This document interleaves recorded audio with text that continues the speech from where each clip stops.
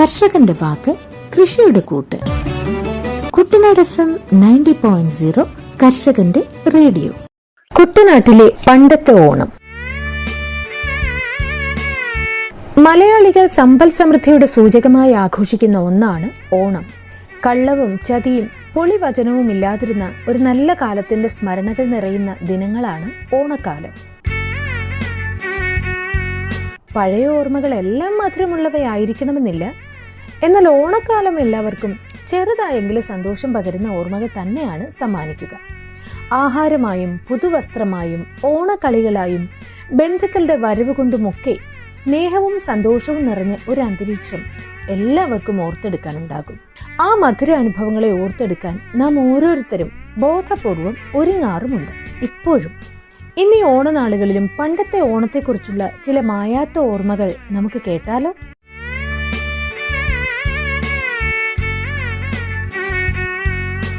കുട്ടനാട്ടിലെ പണ്ടത്തെ ഓണം ഓർത്തെടുക്കുന്നു മുതിർന്ന മാധ്യമ പ്രവർത്തകനായ ശ്രീ M. ജയചന്ദ്രൻ. ഞാൻ M. ജയചന്ദ്രൻ, മുതിർന്ന മാധ്യമ പ്രവർത്തകനാണ്. ആലപ്പുഴ ജില്ലയിലെ നെടുമുടിയാണ് സ്വദേശം. കുട്ടനാട്ടുകാരനാണ്. ഓണം ഞങ്ങൾ കുട്ടനാട്ടുകാർക്ക് കാർഷിക സംസ്കൃതിയുടെ ഭാഗമാണ് എല്ലാ കാലത്തും ഉള്ളത്. പണ്ടും അങ്ങനെയാണ്, ഇപ്പോഴും അങ്ങനെയാണ്. കാലം ഒരുപാട് മാറി, 21-ാം നൂറ്റാണ്ടായി. പക്ഷെ ഈ തലമുറയുടെ മനസ്സിലും ഓണം എന്ന് പറയുന്നത് കുട്ടനാട്ടിലെ കാർഷിക വിചാരങ്ങളും കാർഷിക പ്രവർത്തികളും ഒക്കെയായിട്ട് ബന്ധപ്പെട്ട് തന്നെയാണ് പോകുന്നത്. പഴയ പോലെ അത്രത്തോളം ഗൃഹാതുരമായ കാര്യങ്ങൾ ഉണ്ടോ എന്ന് വെച്ചാൽ അതൊക്കെ കുറവുണ്ടായിട്ടുണ്ട്. സ്വാഭാവികമാണല്ലോ. പഴയതെല്ലാം പുനരാവർത്തിക്കണം എന്ന് പറയാൻ പലപ്പോഴും കഴിയില്ല. എന്നാലും ഓണം അതിന്റെ ആ ഒരു ഭംഗിയോടെ, ഗ്രാമീണമായ ലാവണ്യത്തോടെ ഇപ്പോഴും ഞങ്ങൾ ആഘോഷിക്കുന്ന ഒരു ചടങ്ങ് തന്നെയായിട്ട് നിലനിർത്തി പോരുന്നുണ്ട്. ചിലതൊക്കെ നഷ്ടപ്പെട്ടു പോയിട്ടുണ്ടാകും. ഉദാഹരണത്തിന് പണ്ട് നമ്മൾ ഓണം തുടങ്ങുന്നത് തന്നെ ഞങ്ങളുടെ കുട്ടിക്കാലത്ത് എന്ന് പറയുമ്പോൾ പിള്ളാരോണം, അവിടുന്നാണ് വാസ്തവത്തിൽ ഓണത്തിന്റെ ഒരു ഓണക്കാലം ആരംഭിക്കുന്നത് തന്നെ. പിള്ളാരോണം എന്ന് പറയുന്നത് ചിങ്ങമാസത്തിലെ തിരുവോണത്തിന് ഒരു മാസം മുമ്പ്, അതായത് കർക്കിടക മാസത്തിലെ തിരുവോണമാണ് പിള്ളാരോണം. അന്ന് കുട്ടികൾക്കെല്ലാം ഈ 10 മുണ്ട് കിട്ടും. അത് കൊടുത്തുകൊണ്ടാണ് അന്നത്തെ രാവിലെ കുളിച്ചൊരുങ്ങി അമ്പലത്തിലൊക്കെ പോയി പിള്ളാരോണത്തിൽ കിട്ടുന്ന മുണ്ടൊക്കെ കൊടുത്ത് ബിരിയും സാമ്പാറും ഒക്കെ കഴിച്ച് ചെറിയൊരു പായസം ഒരു പക്ഷേ ഉച്ചയ്ക്ക് കിട്ടിയേക്കും. പിന്നെ ഊഞ്ഞാലോട്ടൊക്കെ അന്നത്തെ ദിവസമുണ്ട്. അത് ആ ഒരു ദിവസമുള്ളൂ പിള്ളാരോണത്തിന്. അത് കഴിഞ്ഞ് അപ്പോൾ മനസ്സിലാ ഓണത്തിലേക്കുള്ള ഒരു തയ്യാറെടുപ്പ് നമ്മൾ അറിയാതെ തന്നെ വരുന്നുണ്ട്. വീട്ടുകാരുടെ ആ ഒരു കരുതലാണ് പിള്ളാരോണമായിട്ട് ഇങ്ങനെ കൊണ്ടാടുന്നത്. പക്ഷെ ഇന്ന് വരുമ്പോഴേക്ക് അങ്ങനെ പിള്ളാരോണം എന്ന് പറഞ്ഞൊന്നും ആഘോഷിക്കാൻ ആർക്കും കഴിയില്ല. ആരും അത് ചെയ്യാറുമില്ല. പിള്ളാരോണമൊക്കെ ആണെന്ന് പറഞ്ഞു പോകും. അപ്പൊ അത് കൂടുതലൊന്നും ഇക്കാലത്ത് വരാറുമില്ല. കാലത്തിന്റെ മാറ്റത്തിലൊക്കെ സ്വാഭാവികമാണല്ലോ. പിന്നെ ഞങ്ങളുടേത് പിന്നെ കുട്ടനാട് പരമ്പരാഗതമായ നൂറ്റാണ്ടുകളായി നെൽകൃഷി തന്നെ ഉള്ള സ്ഥലമാണ്. പഴയ ഓണക്കാലം എന്ന് പറയുമ്പോൾ ജൂൺ മാസത്തിലെ മൺസൂൺ മഴ അല്ലെങ്കിൽ ഇടവപ്പാതി കഴിഞ്ഞ് മിഥുനം, കർക്കടകം ഭാഗം ഒക്കെയാണ് വരുന്നത്. അത് കഴിഞ്ഞാണ് ചിങ്ങമാസത്തിലേക്ക് വരുന്നത്. അപ്പോൾ ഒരു വിളവെടുപ്പൊക്കെ കഴിഞ്ഞ് കൊയ്ത്തൊക്കെ കഴിഞ്ഞ് നിൽക്കുന്ന ഒരു സമയമാണ് ആ സമയം എന്ന് പറയുന്നത്. കൊയ്ത്തിന്റെ ആ ഒരു കാലം അല്ലെങ്കിൽ പിന്നെ പാടത്ത് കൃഷി ഇറക്കി പോകുന്നൊരു കാലം, മഴക്കാലം എന്ന് പറയുമ്പോൾ ബുദ്ധിമുട്ടുകളൊക്കെ ഉണ്ട്. സ്വാഭാവികമായും കുട്ടനാട്ടിൽ പതിവായി വരുന്ന എല്ലാ വർഷവും ഉണ്ടാകാറുള്ള വെള്ളപ്പൊക്കങ്ങൾ, അത് 2-3 ദിവസം മാത്രം നിൽക്കുന്നതാണ്. അതുണ്ടാവാറുണ്ട്. അതൊക്കെ കഴിഞ്ഞ് കൊയ്ത്തും കഴിഞ്ഞിട്ടാണ് ഓണം വരുന്നത്. ഓണം വരുമ്പോഴേക്ക് നേരത്തെ തന്നെ തയ്യാറെടുപ്പുകളൊക്കെ ആരംഭിക്കും. ഊഞ്ഞാലാട്ടം കുട്ടികളുടെ കാര്യത്തിൽ, പിന്നെ വീട്ടിലാണെങ്കിൽ ഉപ്പേരി വറക്കലുകൾ, വിവിധ തരം കായ, ചേമ്പ്, മുറുക്കൊണ്ടാക്കല്, ശർക്കര വരട്ടി, അങ്ങനെ വിവിധ കാര്യങ്ങൾ ഓണത്തിന് മുൻപ് തന്നെ തുടങ്ങുന്നതാണ്. അതിലൊക്കെ സമയമുള്ള കുട്ടികളൊക്കെ സ്കൂളിൽ പോകുന്നവരാണെങ്കിൽ അല്ലെങ്കിൽ പിന്നെ കോളേജിൽ പോകുന്നവരാണെങ്കിൽ കൂടി സമയമുള്ളതുപോലെ എല്ലാവരും കൂടും. അല്ലെങ്കിൽ വീട്ടിൽ സ്ത്രീകളെല്ലാം ഉണ്ട്, അവരെല്ലാം ചേർന്നത് ചെയ്യും. പലതരത്തിലുള്ള ഓണക്കളികളുണ്ട്. ഓണത്തിന് ഉള്ള ഒരു പ്രധാനപ്പെട്ട മെച്ചം എന്ന് പറഞ്ഞാൽ സ്കൂളടപ്പ് ഒരാഴ്ച അവധി കിട്ടും. അല്ലെങ്കിൽ 10 ദിവസം വരെ അവധി ചിലപ്പോൾ കിട്ടാറുണ്ട്. ഇതാണ് ഏറ്റവും വലിയ ഒരു അട്രാക്ഷൻ കുട്ടികളെ സംബന്ധിച്ചുള്ളത്. അന്ന് പിന്നെ നാട്ടിൻപുറത്തൊക്കെയാണ്, ഞങ്ങളുടെയൊക്കെ നാട്ടിൻപുറങ്ങളിലുള്ള സിനിമാ കൊട്ടകൾ എന്നാണ് പറയാറുള്ളത്. ടാക്കീസ് അല്ല, സിനിമാ കൊട്ടകളുണ്ട്. അവിടെ നഗരങ്ങളിൽ കളിക്കുന്ന പുതിയ പടങ്ങളൊന്നും സിനിമകളൊന്നും വരാറില്ല. അതൊക്കെ കഴിഞ്ഞ ഒരു 2-3 വർഷം മുമ്പ്, ചിലപ്പോൾ 4 വർഷം മുമ്പുള്ള സിനിമയൊക്കെ ആയിരിക്കും നാട്ടിൻപുറത്തെ കൊട്ടകളിൽ കളിക്കുന്നത്. അപ്പൊ അതൊക്കെ കാണാനുള്ളൊരു അവസരം, അവകാശം തന്നെ കുട്ടികൾക്ക് കിട്ടുന്ന ഒരു അവസരമാണ് ഓണം. വിഷുവിന് കിട്ടും, ക്രിസ്മസിന് കിട്ടും. അങ്ങനെയൊക്കെയുള്ള ചില അവസരങ്ങളിലാണ് സിനിമാക്കുട്ടെ പോയി സിനിമ കണ്ടാനുള്ള കണ്ടോളൂ എന്ന് പറയുന്ന അനുവാദം വീട്ടിൽ നിന്ന് കിട്ടുന്നത്. പിന്നെ കൂട്ടുകുടുംബ വ്യവസ്ഥിതി നിലനിന്നൊരു കാലത്തിന്റെ ബാക്കിയായിട്ടാണ് ഇങ്ങോട്ട് വരുന്നത്. ആ വ്യവസ്ഥിതിയെ കൂട്ടുകുടുംബ വ്യവസ്ഥിതി തന്നെ ഇല്ലാതാവുന്നത് നമുക്കെല്ലാം അറിയുന്നത് പോലെ 1975 അതുവരെ കുടുംബത്തെ വീടുകളിലെ കാരണവന്മാരാണ് ഭരണം തന്നെ നടത്തിക്കൊണ്ടിരുന്നത്. ബാക്കിയുള്ള ആൾക്കാരുടെയൊക്കെ അത് പ്രത്യേക ഒരു വ്യവസ്ഥയും മേഖലയും, അതിലേക്ക് പോകേണ്ട കാര്യമില്ല ഇപ്പോൾ. എന്നാലും ഈ പറഞ്ഞു പോകുമ്പോൾ ഞാനത് പറഞ്ഞുള്ളൂ. 1975 ആ ഒരു വ്യവസ്ഥിതി തന്നെ സർക്കാർ ഇല്ലാതാക്കുന്നത്, നിയമം മൂലം ഇല്ലാതാക്കുന്നത്. അപ്പോൾ അതുണ്ട്. അത് കഴിഞ്ഞിട്ടാണ് ഞാനീ പറഞ്ഞ ഓണക്കളികൾ. അത് പുലികളിയുണ്ട്. ഓണത്തിന് മുതിർന്നവരുടേതാണെങ്കിൽ പ്രധാനമായിട്ട് വരുന്നത് ഈ പകിടകളിയാണ്. പകിടകളി ഏതാണ്ട് നാട്ടുപുറങ്ങളിലെ പല പല കോണുകളിലായിട്ട് നടക്കും. 10-12 പേര് പങ്കെടുക്കുന്ന, എന്നാൽ വലിയ ഈ 4 പേരാണ് ഇരിക്കുന്നതെങ്കിലും പിന്നെ 10-12 പേര് ടീം ഉണ്ടെങ്കിലും ഒരു 10-50 പേര് നാട്ടുകാരായിട്ടുള്ള ദിവസവും കാണും. വലിയ ആരവങ്ങളോടുകൂടിയൊക്കെ ഇങ്ങനെ അത് നടത്തിക്കൊണ്ടുവരിക. അതേസമയം സ്ത്രീകൾക്കാണെങ്കിൽ തുമ്പിതുള്ളല്, അങ്ങനെയുള്ള ഒരുപാട് നാടൻ കലാപരിപാടികളുണ്ട്. പിന്നെ തിരുവാതിര പോലുള്ള ചടങ്ങുകൾ, അത് വളരെ പ്രധാനമാണ്. അങ്ങനെയുള്ള കാര്യങ്ങൾ അതൊക്കെയുണ്ട്. പിന്നെ പാട്ടുപാടല്, അതൊക്കെ ഇതിന്റെ ഭാഗമായിട്ട് ഇങ്ങനെ നടക്കുന്നതാണ്. തീരുമാനിച്ച് പ്ലാൻ ചെയ്ത് ഒരു ഷെഡ്യൂൾ വെച്ച് ചെയ്യുന്ന പരിപാടികളൊന്നുമില്ല. സ്വാഭാവിക ഓണത്തിന് ഇതൊക്കെ സംഭവിക്കേണ്ടതാണ് എന്നുള്ള ആ ഒരു കാഴ്ചപ്പാടിൽ ആൾക്കാർ ഇങ്ങനെ ചെയ്തു പോരുന്നതാണ്. പിന്നെ നമ്മുടെ ബന്ധുക്കൾ ഉറപ്പായിട്ടും ഓണക്കാലത്താണ് വീട്ടിലേക്ക് വരുന്നത്. അത് ഉറപ്പായിട്ടും വന്നിരിക്കും. അത് പ്രധാനപ്പെട്ട ഒരു ചടങ്ങാണ്. അപ്പോൾ അവർക്ക് ഓണക്കോടിയൊക്കെ ഉണ്ട്, നമ്മൾ കൊടുക്കും. അവർ ഓണക്കോടി കൊണ്ടുവരും. അവരുമായിട്ടുള്ള കൂടിച്ചേരലും കലാപരിപാടികളും ഒക്കെ ഇപ്പോഴും മനസ്സിൽ തങ്ങിയിരിക്കുന്ന ഒരു പ്രധാനപ്പെട്ട സംഗതി എന്ന് പറഞ്ഞാൽ ഈ തുമ്പികളെ കാണാം. ഓണക്കാലത്ത് എല്ലാ ദിവസങ്ങളിലും നിറയെ തുമ്പികളെ കാണാം. എവിടുന്നാണ് ഇതൊക്കെ വരുന്നതെന്ന് പോലും അറിയില്ല. ഇന്ന് പക്ഷെ എത്രയോ കാലങ്ങളായിട്ട് തുമ്പികളെ കണ്ടിട്ടേ ഇല്ല, കാണാനേ ഇല്ല. തുമ്പികൾ എന്നൊരു വർഗം തന്നെ അന്യം നിന്ന് പോയതുപോലാണ്. മറ്റേ ഓണക്കാലമൊക്കെ ആകുമ്പോഴത്തേക്ക് എല്ലാ ദിവസവും രാവിലെ മുതൽ ഉച്ച വരെ ഇങ്ങനെ തുള്ളിക്കളിക്കുന്ന തുമ്പി പറ്റങ്ങളാണുള്ളത്. ഒരു തുമ്പിയൊന്നുമല്ല, ഒരു 10-50-100 തുമ്പികൾ ഇങ്ങനെ നമ്മുടെ മുറ്റങ്ങളിലൊക്കെ പാറി കളിക്കുന്നവരാണ്. കുഞ്ഞനാട്ടത്തിനിടയിൽ കൂടെ, ആൾക്കാരുടെ ബഹളങ്ങളിലൂടെ ഒക്കെ കാണാം. അതൊക്കെ അങ്ങനെയൊക്കെ കണ്ട് ആ ഒരാഴ്ചക്കാലം അല്ലെങ്കിൽ 10 ദിവസം അങ്ങനെ ഫീൽ. അപ്പോൾ ഇവിടെ ഓണത്തിനുള്ള ഒരു ആത്മീയമായ ഉണർവ് എന്താണെന്ന് ഇന്ന് തിരിഞ്ഞിരിക്കുമ്പോൾ പ്രധാനമായിട്ടുള്ളത് അത് മതേതരമായ ഒരു ആത്മീയതയാണ് നിലനിന്നിരുന്നത്. മാവേലി തമ്പുരാന്റെ പാട്ടുകളൊക്കെ നമ്മളെക്കാലവും പാടുന്നുണ്ട്, മാവേലി നാടുവാണിടും കാലം. അത് പക്ഷേ ഈ മതേതരമായ ആത്മീയത എങ്ങനെയാണ് നമ്മുടെ സമൂഹത്തിൽ പതിഞ്ഞു കിടക്കുന്നത് എന്നുള്ളതിന്റെ ഏറ്റവും വലിയ ഉദാഹരണം ഓണമായിട്ട് തന്നെയാണ് തോന്നിയിട്ടുള്ളത് എന്നും. അതിനകത്ത് മതാതീതം എന്ന് പറയും, അത് ജാത്യാതീതവുമാണ്. മതവും ജാതിയും നോക്കാതെ ഉയർന്ന ജാതിയിലുള്ള ആൾക്കാരും താഴ്ന്ന ജാതിയിലുള്ള ആൾക്കാരും എല്ലാം ഒരുമിച്ച് ഒന്നായി തങ്ങൾ ഒറ്റ സമൂഹമാണെന്നുള്ള കാഴ്ചപ്പാടിൽ ഒരാഴ്ച തിമിർത്ത് ഉല്ലസിച്ച് നടക്കുന്ന ഒരു കാലമാണ് അന്നത്തെ ഓണക്കാലം. അത് ഞാനീ പറഞ്ഞതുപോലെ മതാതീതമായ ജാത്യാതീതമായ ഒരു ആത്മീയതയാണ് ഓണക്കാലത്ത് സ്ഥാപിക്കപ്പെട്ടിരുന്നത് തന്നെ. അത് ഓണക്കാലത്തിന്റെ പ്രത്യേകത അല്ലെങ്കിൽ ഓണത്തിന്റെ അവകാശമായി സ്ഥാപിക്കപ്പെട്ടു പോകുന്നതാണ്. അത് എനിക്ക് തോന്നുന്ന കുട്ടനാട്ടിൽ മാത്രമല്ല, കേരളീയ പൊതുസമൂഹത്തിൽ തന്നെ അത് ഒരു സ്ഥാപിക്കൽ ഉണ്ടാവണം. ഓണവുമായി ബന്ധപ്പെട്ട് മാത്രമാണെങ്കിൽ പോലും അതങ്ങനെ ഉണ്ട്. പിന്നെ അത്തം 10-ന് പൊന്നോണം എന്നാണ് പറച്ചിൽ. അപ്പൊ അത്തത്തിന് പൂക്കൾ ഇടാൻ തുടങ്ങി. ഞങ്ങളുടെയൊക്കെ വീടുകളിൽ ഇന്നും അത്തത്തിന് പൂവിടുന്നുണ്ട്.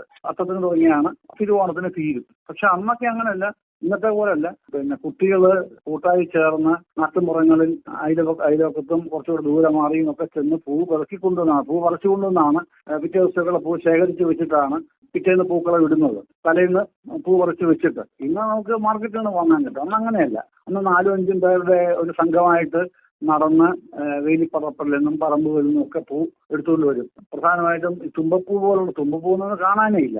ഇഷ്ടം പോലെ തുമ്പപ്പൂ ഒക്കെയാണ്. മുക്കുറ്റി, ഇതൊക്കെയുള്ള ഒരു കാലം. ചെത്തിപ്പൂവ്, ചെമ്പരത്തിപ്പൂവ്, നമ്പ്യാർവട്ടം, കുടമുല്ല, അങ്ങനെയുള്ള ഒരുപാട് പൂവുകളുടെ നാട്ടുമ്പുറത്ത് തന്നെയുള്ള പൂവുകൾ കൊണ്ടാണ് പൂക്കളങ്ങൾ തീർത്തിരുന്നത്. അത് അങ്ങനെ ഒരു കാലമായിരുന്നു അത്. ഇന്ന് അതൊന്നുമില്ല. ഇന്ന് നമ്മൾ മനസ്സിലെ ഒരു ആചാരപരമായ ഒരു ചടങ്ങ് നിർവഹിക്കുക എന്നുള്ള ആ ഒരു ഉത്തരവാദിത്തത്തിന്റെ ഭാഗം കൂടെ ആയിക്കൊണ്ടാണ് അത്തത്തിന് പൂവിട്ട് തിരുവോണത്തിന് സമർപ്പിക്കുന്നത്. അത്തത്തിന് പൂവിട്ട് തുടങ്ങിയാൽ തിരുവോണത്തിന് വെളുപ്പിന് അത് ഭയങ്കര സംഭവമായിട്ട് മാറുന്ന ഒരു ആഘോഷമാണത് ഓണക്കപ്പൻ. അതാണ് അന്നത്തെ വലിയ പരിപാടി. അന്ന് ഈ നമ്മുടെ വാഴപ്പോളകൾ കൊണ്ട് ഒരു ചെറിയൊരു കൂടാരം, അത് കൊട്ടാരമായിട്ടാണ് മനസ്സിൽ സങ്കല്പിക്കുക. അങ്ങനെ കൂടാരമൊക്കെ ഉണ്ടാക്കി നാട്ടിലെ മുതിർന്ന ആൾക്കാര് ഓണക്കപ്പന് ആയിട്ടൊക്കെ വന്ന് പിന്നെ അവിടെ വന്ന് പൂമാറ്റം എന്ന പരിപാടിയാണ്. അന്ന് ഒരുപാട് പൂ വേണം. ഈ പൂമാറ്റം നടത്തി പൂവെല്ലാം വലിച്ച് അങ്ങോട്ടും ഇങ്ങോട്ടും ഒക്കെ ആക്കി വാഴപ്പോള വാഴപ്പോള കൊണ്ടുള്ള ചെറിയ കൊട്ടാരമൊക്കെ മാറ്റിയെടുത്ത് പിഴുതു മാറ്റി പൂമാറ്റി ഓണത്തപ്പനെ യാത്രയാക്കുന്ന ചടങ്ങാണ് പൂമാറ്റം എന്ന് പറയുന്നത്. അതോടുകൂടി ആ തിരുവോണമെത്തി ഓണത്തപ്പനെ യാത്രയാക്കി പിന്നെ അദ്ദേഹം ഉച്ചയ്ക്ക് ഉണ്ണാൻ വരും. അപ്പോൾ ഊണിന്റെ സദ്യവട്ടങ്ങളൊക്കെ ഒരുക്കുന്ന തിരക്കിലേക്ക് പിന്നെ മാറുകയും ചെയ്യും. അങ്ങനെയാണ് തിരുവോണത്തിന്റെ ആ ഒരു സംഗതി എത്തുന്നത്. പിന്നെ അവിട്ടം, പിന്നെ ഉത്രാടം, തിരുവോണം, അവിട്ടം, ഈ 3 ദിവസങ്ങൾ വളരെ പ്രധാനമാണ്. ഇന്നിപ്പോ അതൊക്കെ മാറി. തിരുവോണം എല്ലായിടത്തും ആഘോഷിക്കാറുണ്ട്. ഉത്രാടം ചിലരൊക്കെ വീടുകളിലൊക്കെ ചേരുന്നു. തിരുവോണം കഴിയുമ്പോൾ അവരവരുടെ വീടുകളിലേക്ക് മടങ്ങുന്നു. പക്ഷെ അന്നത്തെ ആ ഗൃഹാതുരത്വം എന്നുള്ളത് മാത്രമല്ല, ഞാൻ ഈ മനസ്സിൽ എപ്പോഴും പതിഞ്ഞു കിടക്കുന്നത് ഞാൻ ഈ പറഞ്ഞ ഇതാണ്.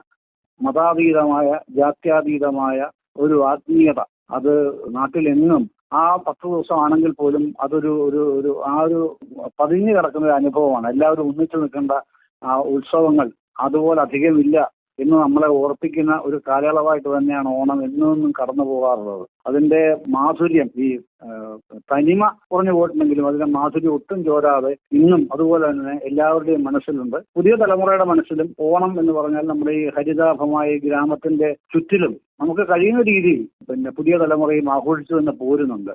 അതേ അത്ര വർണ്ണ ശബളിമയോടെ ആഘോഷിക്കുന്നില്ലെങ്കിലും പുതിയ കാലത്താകുമ്പോഴേക്ക് പുതിയ കാലത്തിന്റെ സാങ്കേതിക സഹായങ്ങളോടെയുള്ള പുതിയ വിപുലമായ ഓണാഘോഷങ്ങൾ പല രൂപത്തിലും തലത്തിലും ഉണ്ടല്ലോ. അതങ്ങനെ അവർക്ക് നടത്താൻ കഴിയുമെങ്കിലും അവർ ഓണം എന്നുള്ളത് വിസ്മരിക്കാതെ തന്നെ അവരുടെ തിരക്കുകൾക്കകത്ത് നിന്നുകൊണ്ട് ഓണാഘോഷം നടത്തുന്ന രീതിയാണ് ഇക്കാലത്തുള്ളത്. എങ്കിലും ഞങ്ങളെല്ലാവരും ഇന്നും ആ ഓണത്തിനെ, പഴയ ഓണ ആഘോഷങ്ങളെ, ഓണസങ്കല്പങ്ങളെ എല്ലാം ചേർത്ത് പിടിച്ചു തന്നെയാണ് എല്ലാവരും പുതിയ തലമുറയും ജീവിക്കുന്നത് എന്നുള്ളതിലാണ് ഏറെ ആഹ്ലാദകരമായ ഒരു അവസ്ഥ ഉള്ളത്.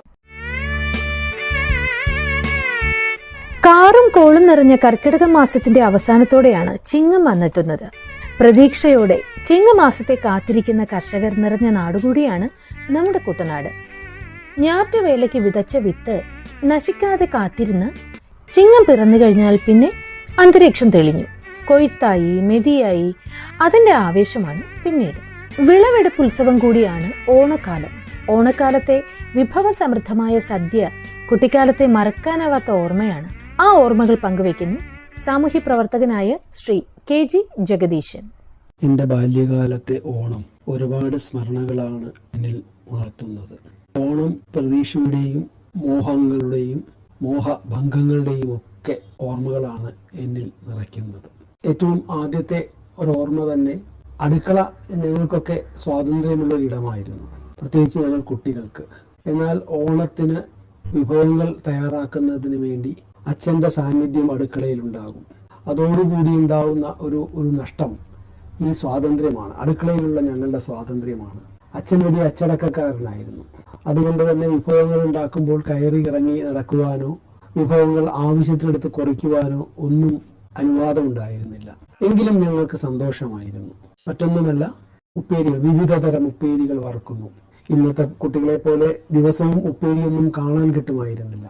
ഓണത്തിന് വേണ്ടി കാത്തിരിക്കണം. കായുപ്പേരി വറുക്കുവാൻ, കടല വറുക്കുവാൻ, ശർക്കര പുരട്ടി ഉണ്ടാക്കുവാൻ, ശീട ഉണ്ടാക്കുവാൻ, അങ്ങനെ വിഭവസമൃദ്ധമായ നിലയിൽ ഉപ്പേരികൾ വറുക്കുന്ന അത് ഞങ്ങൾക്ക് എന്തും സന്തോഷമുളവാക്കുന്ന ഒരു കാര്യമായിരുന്നു.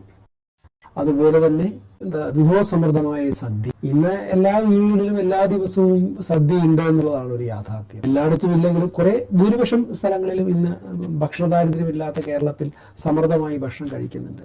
പക്ഷെ അന്ന് സമ്പത്തുണ്ടെങ്കിലും അങ്ങനെ വിഭവസമൃദ്ധമായ സദ്യകൾ ഉണ്ടായിരുന്നില്ല, ഭക്ഷണം ഉണ്ടായിരുന്നില്ല. അപ്പോൾ വിഭവസമൃദ്ധമായ ഭക്ഷണം, സദ്യ ഓണത്തിന് കിട്ടുമെന്നുള്ളത് അങ്ങേയറ്റം സന്തോഷകരമായ ഒരു ഓർമ്മയായിരുന്നു, അത് അനുഭവമായിരുന്നു ഞങ്ങൾക്ക്. പിന്നെ പുത്തനുടുപ്പുകളുടെ, കൂട്ടുകാരുമായി കളിക്കാനുള്ള അനുവാദത്തിന്റെ, ഊഞ്ഞാലാട്ടത്തിന്റെ, ബന്ധുക്കളുടെ വരവ് പോക്കിന്റെ ഒക്കെ എന്തുകൊണ്ടും വല്ലാത്ത ഒരു ആനന്ദം പകരുന്ന ഓർമ്മകളാണ് നമുക്ക് നൽകുന്നത്.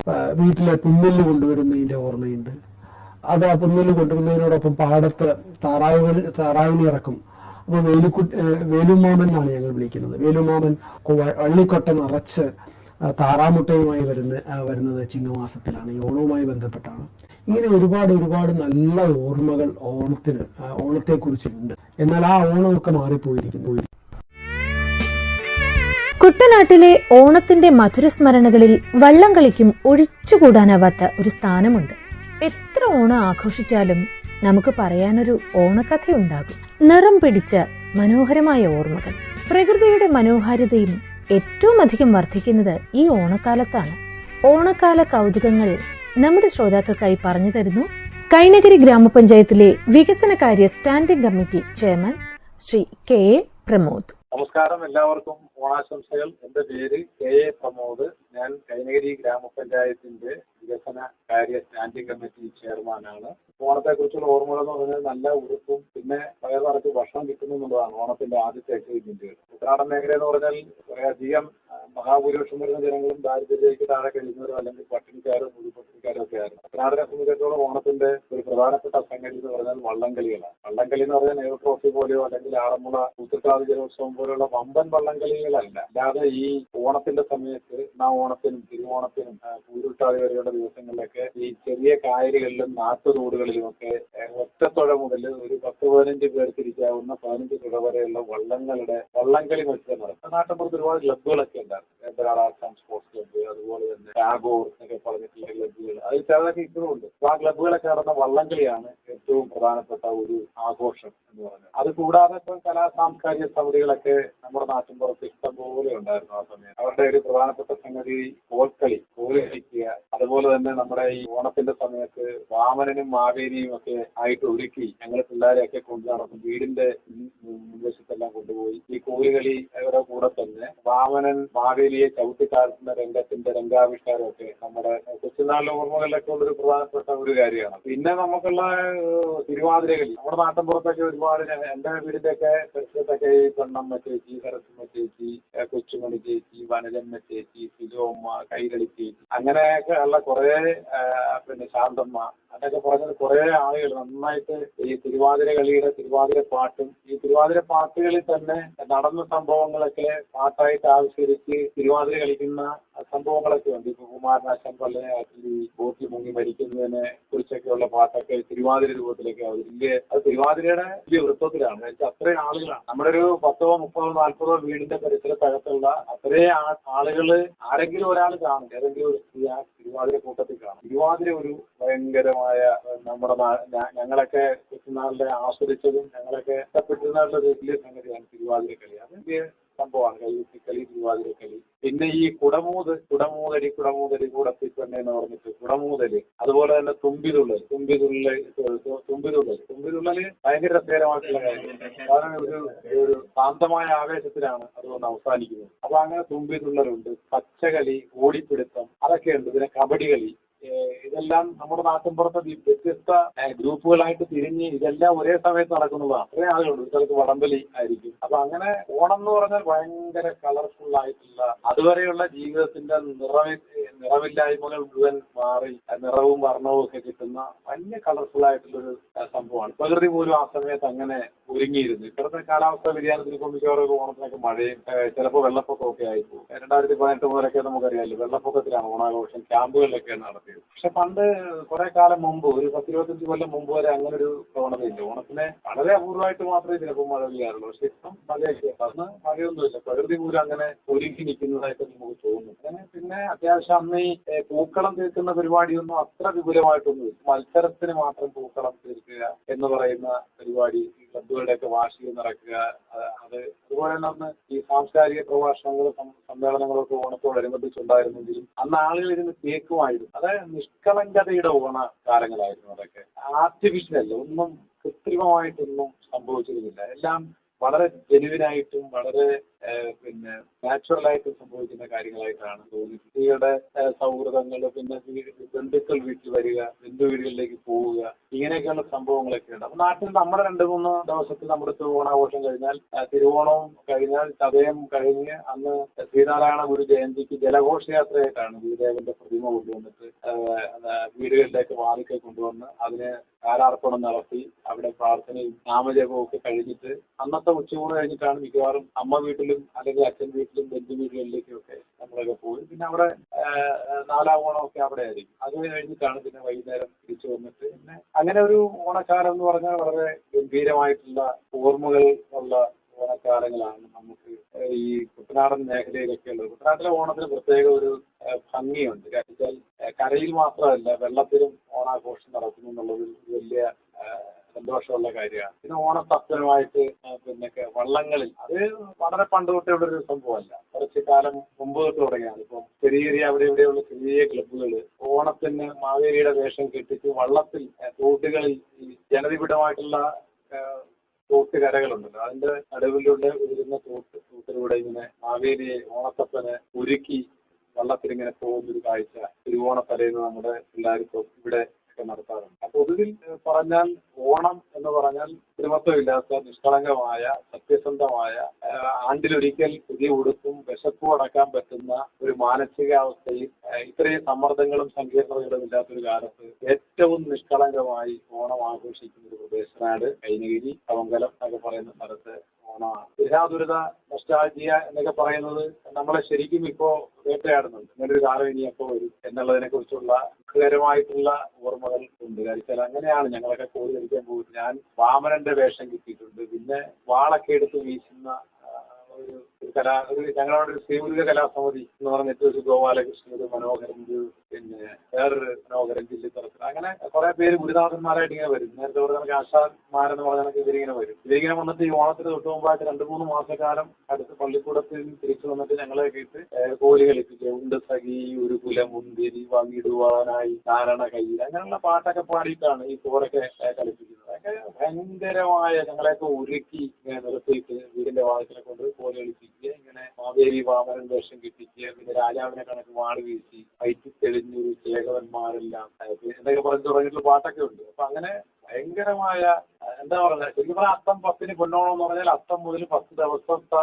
നീണ്ടു നിൽക്കുന്ന ആഘോഷങ്ങളാണ്. കണക്ക് പിന്നെ സ്ത്രീകളുടെ പിന്നെ ഇത് ഈ പറയുന്ന സുന്ദരിക്ക് കുട്ടൽ പോലുള്ള പിന്നെ കലാപരിപാടികൾ, പിന്നെ അക്കുകളി, കല്ലുവെട്ടുകളി, അങ്ങനെ എല്ലാം കൂടി ചേർന്ന സമ്മിശ്രമായിട്ടുള്ള ഒരു ഘോഷങ്ങളാണ്. മുതിർന്ന ആളുകളൊക്കെ ഈ നാട്ടുമ്പുറത്ത് ഇത്തിരി കള്ളൊക്കെ കുടിച്ചിട്ട് അവരുടെ ഒരു ചീട്ടുകളി സദസ്, അങ്ങനെ ഒരു സമ്പ്രദായങ്ങൾ വേറെ. പിന്നെ ലേലം, ഓണാഘോഷ പരിപാടികളിൽ ലേലം, എന്തെങ്കിലും പിന്നെ വാഴക്കുലയോ അല്ലെങ്കിൽ നാടൻ കോഴിയോ അതൊക്കെ വന്നിട്ട് അതിന്റെ ലേലം വിളി, അങ്ങനെ എവിടെ തിരിഞ്ഞൊന്ന് നോക്കിയാലും എന്ന് പറയുന്നൊരു കാവ്യഭാവനയിൽ പറഞ്ഞാൽ അങ്ങനെ ഭയങ്കര രസമാണ്. അത് പറഞ്ഞാൽ തീരാത്ത അനുഭവങ്ങൾ മാനിച്ച പഴയ ഓണക്കാലങ്ങൾ. അത് ഇനി യാന്ത്രികതയുടെയും മെക്കാനിസത്തിന്റെയും ഈ ലോകത്തിൽ അതൊക്കെ തിരിച്ചു വരുമെന്നൊക്കെ ഉള്ളത് ഓർത്തിരുന്ന് കാണണം. പിന്നെ വേറെ കാര്യമുണ്ട്, ഇതൊക്കെ തിരിച്ചു വരണം. തിരിച്ചു ചിലപ്പോൾ അനിവാര്യമായ ഒരു മടങ്ങിവരം ഉണ്ടായിരിക്കും. എല്ലാം കഴിഞ്ഞിട്ട്, എല്ലാം പർവ്വതാരോഹണം അതിന്റെ മേളിൽ കയറി കഴിഞ്ഞിട്ട് ഉള്ള ഒരു നിസ്സഹായത പോലെ അനുഭവിക്കുന്ന ഒരു സമയത്ത് ഒരു തിരിച്ചുപോക്ക് വേണം എന്ന് ആഗ്രഹിക്കുമ്പോൾ ഈ സമ്മർദ്ദങ്ങളും ടെൻഷനും ആകുലതയെല്ലാം കുറയാൻ നമ്മള് വിട്ടിപ്പെട്ടിയുടെ മുന്നിൽ നിന്നും അതുപോലെ തന്നെ ഈ യാന്ത്രികമായിട്ടുള്ള മറ്റ് സ്ക്രീനുകളിൽ നിന്നും ഒക്കെ മാറിയിട്ട് നമ്മൾ ചിലപ്പോൾ ഇനിയും മണ്ണിട്ട് കുത്തി തിരുവാതിര കളിക്കുന്ന, കൈകൊട്ടിക്കളി നടത്തുന്ന, എല്ലാവരും വള്ളംകളി കാണാനും പങ്കെടുക്കാനും പോകുന്ന, പച്ച കളിക്കുന്ന, കുടമൂതുന്ന, തുമ്പി തുള്ളുന്ന, കബഡി കളിക്കുന്ന ഒരു ഓണക്കാലം വരുമായിരിക്കും എന്നാണ് ഞാൻ വിചാരിക്കുന്നത്. നമ്മുടെ ഗൃഹാതുരമായ ഓർമ്മകളിൽ ആഴത്തിൽ വേരോടിയ ഒന്നാണ് ഓണത്തെക്കുറിച്ചുള്ളത്. ഏതൊരു പ്രദേശത്തെയും ജനങ്ങളുടെ സംസ്കാരത്തിന്റെ സവിശേഷതകൾ അവരുടെ ഉത്സവാഘോഷങ്ങളിൽ കാണാം.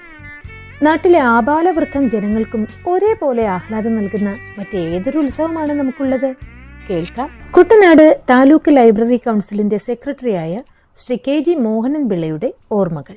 നമസ്കാരം, എന്റെ പേര് KG മോഹനൻ പിള്ള. ഞാൻ കുട്ടനാട്ടിൽ നെടുമുടി നിവാസിയാണ്.